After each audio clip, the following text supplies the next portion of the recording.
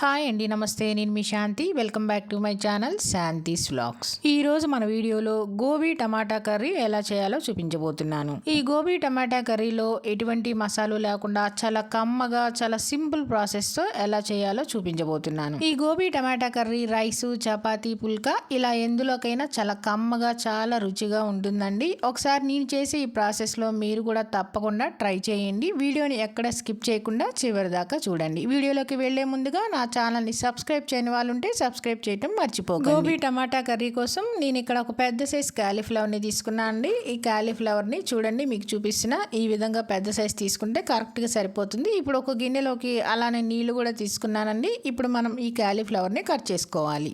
ఈ క్యాలీఫ్లవర్ని కొంచెం పెద్ద సైజు పువ్వులుగానే కట్ చేసుకోవాలండి. మరీ చిన్న చిన్నవి కాకుండా ఇలా ఒక్కొక్క పువ్వు తీసుకొని అడుగున కాడ ఉంటుంది కదండి, ఆ కాడను తీసేసుకొని ఒక 2 ముక్కలుగా పెద్ద సైజు ముక్కలుగా కట్ చేసుకోవాలి. ఇలా కొంచెం పెద్ద సైజు ముక్కలుగా కట్ చేసుకోవాలి. ఇలా కట్ చేసేసుకున్నాక నీళ్ళలోకి వేసుకోవాలి. ఇలానే క్యాలీఫ్లవర్ మొత్తం కట్ చేసేసుకున్నాక నీళ్ళలోకి వేసేసుకొని ఇప్పుడు స్టవ్ ఆన్ చేసి స్టవ్ మీద పెట్టుకోవాలి. స్టవ్ మీద పెట్టిన తర్వాత 1/2 టీ స్పూన్ పసుపు, అలానే 1/2 టీ స్పూన్ ఉప్పు వేసేసుకొని ఈ క్యాలీఫ్లవర్ ముక్కల్ని ఉడికించుకోవాలి.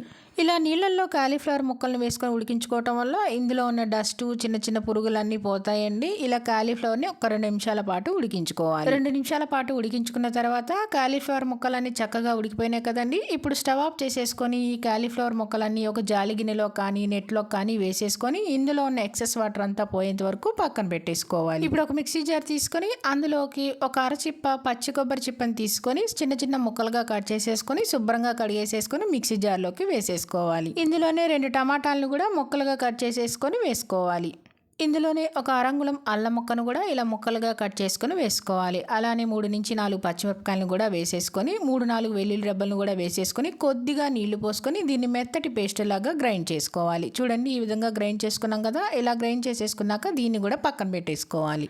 ఇప్పుడు స్టవ్ ఆన్ చేసుకొని కుక్కర్ పెట్టేసేసుకొని నేనైతే ఇక్కడ కుక్కర్ తీసుకున్నానండి. మీకు కావాలంటే ఒక మందపాటి గిన్నెను కానీ లేదా కడాయిని కానీ పెట్టేసుకోవచ్చండి. ఇలా కుక్కర్ పెట్టేసేసుకున్నాక 3 టేబుల్ స్పూన్ల ఆయిల్ వేసుకోవాలి. ఆయిల్ వేసేసుకున్నాక ఒక స్పూన్ జీలకర్ర, అలానే ఒక స్పూన్ ఆవాలు, ఒక 2 ఎండుమిర్చిని కూడా ముక్కలుగా కట్ చేసేసుకొని వేసుకోవాలి. ఇప్పుడు మంటని మీడియం ఫ్లేమ్లో పెట్టేసి ఈ పోపు అంతటిని నిదానంగా ఇలా వేయించుకోవాలి. పోపు అంతా ఇలా కొద్దిగా వేగింది కదండి. ఇలా వేగిన తర్వాత ఇందులో ఒక పెద్ద సైజు ఉల్లిపాయని బాగా చిన్న చిన్న ముక్కలుగా కట్ చేసేసుకొని వేసుకోవాలి. అలానే 2 పచ్చిమిర్చిని కూడా పొడవుగా చీల్చుకొని వేసేసుకోవాలి. ఈ 2 వేసేసుకున్నాక ఇప్పుడు ఉల్లిపాయలు వేగేంత వరకు ఒక 2 నిమిషాల పాటు వేయించుకుంటూ ఉండాలి. ఉల్లిపాయలు ఇలా వేగిన తర్వాత ఇప్పుడు ఇందులో కొద్దిగా కరివేపాకు వేసుకొని కరివేపాకు, ఉల్లిపాయలు, పచ్చిమిర్చి వేగేంత వరకు వేయించుకోవాలి. ఇవన్నీ ఇలా వేగినాయి కదండి. ఇప్పుడు ఇందులో ఒక 2 పెద్ద సైజు టమాటాలని చిన్న చిన్న ముక్కలుగా కట్ చేసేసుకొని వేసుకోవాలి. టమాటాలు కూడా వేసేసుకున్నాక ఇప్పుడు టమాటాలని బాగా మెత్తబడి వేగేంత వరకు వేయించుకుంటూ ఉండాలి.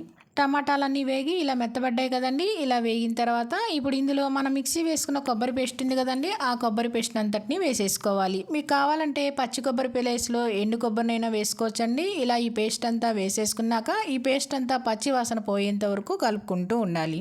ఈ పేస్ట్ అంతా మాడిపోకుండా మీడియం ఫ్లేమ్లో పెట్టి ఇలా నిదానంగా ఒక 2 నిమిషాల పాటు వేయించుకోవాలి. మనం వేసుకున్న మసాలా పేస్ట్ అంతా బాగా దగ్గరగా ఉడికింది కదండి. ఈ విధంగా దగ్గరగా అయిన తర్వాత ఇప్పుడు ఇందులో 1/2 టీ స్పూన్ పసుపు, అలానే రుచికి సరిపడినంత ఉప్పు వేసుకోవాలి. అలానే ఇందులో 1.5 టేబుల్ స్పూన్ల కారం వేసేసుకున్నాక ఉప్పు, కారం, పసుపు అంతా బాగా కలిసేలాగా కలిపేసేసుకోవాలి. ఇలా అంతా దగ్గరగా అయ్యి కలిపేసేసుకున్నాక ఇప్పుడు ఇందులో 1 గ్లాస్ నీళ్లు పోసుకోవాలి. మీకు కొంచెం గ్రేవీ ఎక్కువగా కావాలనుకున్నాళ్ళు మరి కొంచెం నీళ్ళైనా పోసుకోవచ్చండి. నేనైతే ఇక్కడ 1 గ్లాస్ నీళ్లు పోసుకుంటున్నాను. ఇలా 1 గ్లాస్ నీళ్లు పోసేసుకున్నాక మరొకసారి అంతా కలిసేలాగా కలిపేసేసుకోవాలి. ఇలా కలిపేసేసుకున్నాక దీని మీద మూత పెట్టేసి 5 నిమిషాల పాటు ఉడకనివ్వాలి. 5 నిమిషాలు ఉడికిన తర్వాత మూత తీసి మరొకసారి కలుపుకోవాలి. చూడండి, ఆయిల్ అంతా సపరేట్ అయ్యి మనం వేసుకున్న మసాలా అంతా బాగా కుక్ అయింది కదండి. ఇలా అంతా కలిపేసేసుకున్నాక ఇప్పుడు ఇందులో మనం ఉడికించి పెట్టుకున్న కాలీఫ్లవర్ ముక్కలన్నీ వేసేసుకోవాలి. కాలీఫ్లవర్ ముక్కలన్నీ వేసేసుకున్నాం కదండి. ఇప్పుడు ఈ కాలీఫ్లవర్ ముక్కలన్నీ ఈ మసాలా గ్రేవీలో కలిసేలాగా కలిపేసేసుకోవాలి. ఇలా కలిపేసేసుకున్నాక ఇప్పుడు మళ్ళీ దీని మీద మూత పెట్టేసి ఒక 5-6 నిమిషాల పాటు ఉడకనివ్వాలి.